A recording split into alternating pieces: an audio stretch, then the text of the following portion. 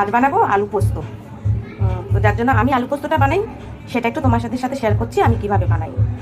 আমি আলুটাকে না আগে একটু সেদ্ধ করে নিই, সেদ্ধ করে নিয়েছি। সেদ্ধ করে নিয়ে আলুটাকে পিস পিস করে, দেখো পিস পিস করে পোস্তটা বেটে নিয়েছি। আর এদিকে তেলটাও না গরম করতে দিয়ে দিয়েছি। তেল গরম হয়ে গেছে, এবার এটার মধ্যে দিয়ে দেবো কালো জিরে। এমনি আজকে একটু বেলা হয়ে গেছে, বিশ্বকর্মা পুজো, তাই পুজো টুজো দিয়ে তারপরে রান্নাঘরে ঢুকেছি। তো যেদিকে হয়ে গেছে, এবার আলুগুলোকে দিয়ে দেবো। গরম হয়ে গেছে ভালো।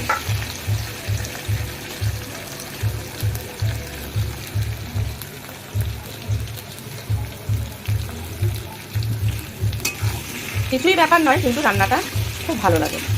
আর নিরামিষের দিনে তো জানেন তো, আমার বাড়িতে আবার পোস্ত ছাড়া হবে না, পোস্ত লাগবেই আমার ছেলের জন্য। আলুটা যেহেতু সেদ্ধ করা আছে, আমি আলু সেদ্ধ না করে না আলু পোস্তটা করি না, আলুর দমও আমি করি না। আলু সেদ্ধ করবো, তারপরে একটু হলুদ দিয়ে দিই আর একটু নুন দিয়ে দেবো।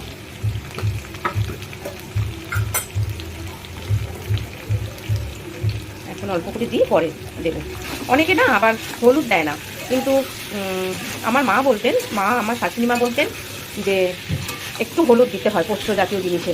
আর আমার হলুদ ছাড়া পোস্তটা খুব যে একটা খেতে ভালো লাগে তা না।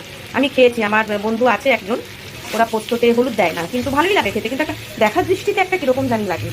তো সেই জন্য আমি একটু হলুদটা দিই, আমি একটু হলুদ দিই আর কি, ভালোই লাগে আমার। আর পোস্তটাও কাঁচা লঙ্কা দিয়ে বেটে রেখে দিয়েছি, একটু নাড়াচাড়া করবো এটাকে ভালো করে।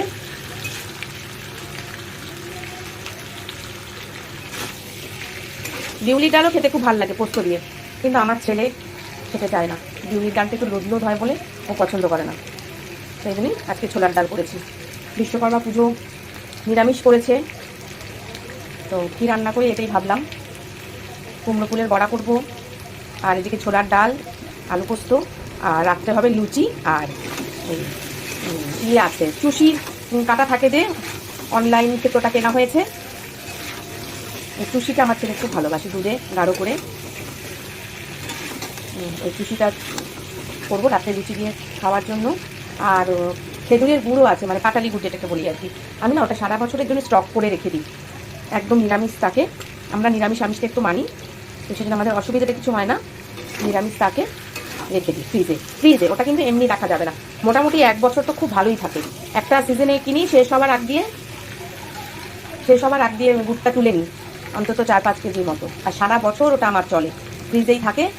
পিস পিস করে ছোটো ছোটো টুকরো করে কন্টেনারে রেখে দিই, একটা এই কন্টেনারে। কিচ্ছু হয় না, কোনো ঝাটকুড়া পড়ে না, কিচ্ছু না। গুড়টা নো ডাউট আমি যেখান থেকে আনি ভীষণ ভালো গুড়। এই দেখো এটা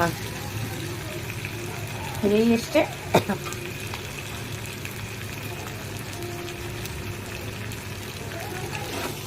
ভাজা ভাজা হয়ে গেছে। আর এইসব একটু তেল তেল না দিলে ভালো লাগে না, এমনি তেল খাওয়ার অভ্যেস। সবাই বলে কম তেল খা, আগের থেকে অনেক কমিয়ে নিয়েছি, কিন্তু নিরামিষের দিনে না ঠিক অল্প তেলে রান্নাটা ভালো লাগে না। পরে আবার তেল দেবো। এই যে হয়ে গেছে, এবার আরেকটু নুন দেবো।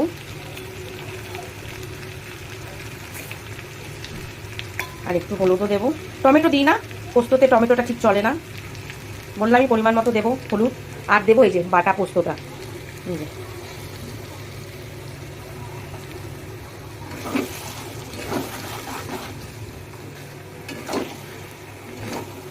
একদম শুকনো শুকনো করে করবো না, একটু ইয়ে রাখবো।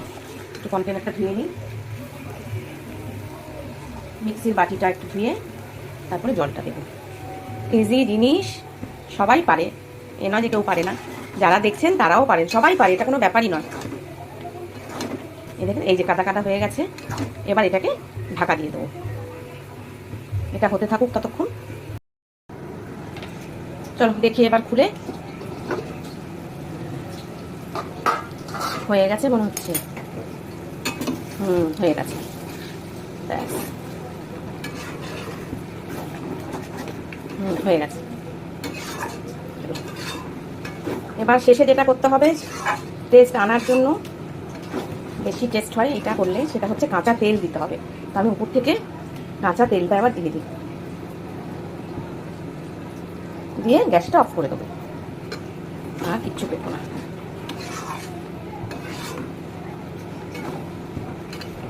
ব্যাস, গ্যাসটাকে অফ করে দিলাম। আর এই যে আমার পোস্ত রেডি। কেমন হয়েছে বলো দেখে। এই যে আমার পোস্ত রেডি হয়ে গেছে। আমার আজকের ভিডিওটা আমি এখানেই শেষ করছি তাহলে। চলো, টাটা।